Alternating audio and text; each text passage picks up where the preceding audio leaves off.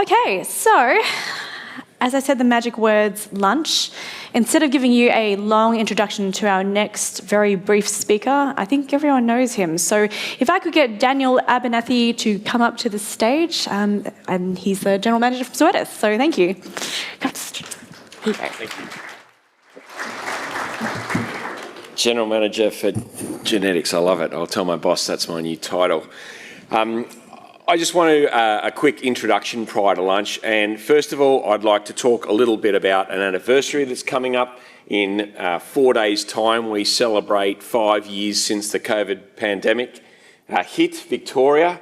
Scenes like this out the front of the Melbourne Grand Prix, tens of thousands of people being turned away. Now, being a geek that I am, I was desperate to go on a holiday down the coast, so I found a file on my computer the other day. This is the file. Being a data geek, I was doing a predictive model to see when the Victorian government would let us out of home.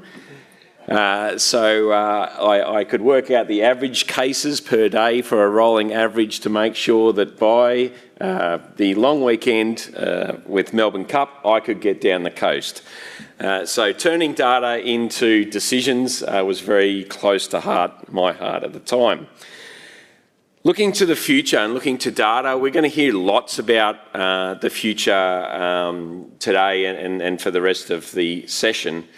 We're going to talk about traditional genetic evaluation models, but we're also going to be talking about emerging technologies, and especially those around health challenges of animals, more optimal selection for replacement heifers.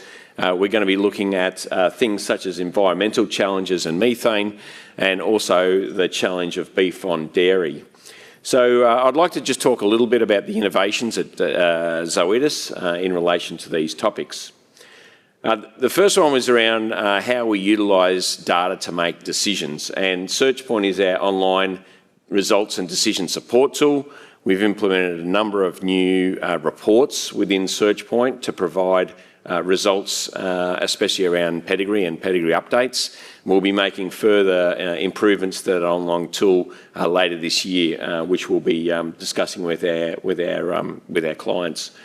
Earlier this year, we've also launched in the US Dairy Wellness Optics, which is a new report and analytical tool that looks at combining phenotypic records along with genetic predictions to help even further improve the predictive power and decision-making from data collection. It's in its infancy. We're really looking forward to what this kind of analytical tool can do, using phenotypic records from on-farm, AI learning and machine learning to help make those decisions. The final item I just wanted to reference was following on from our discussion this morning about dairy beef.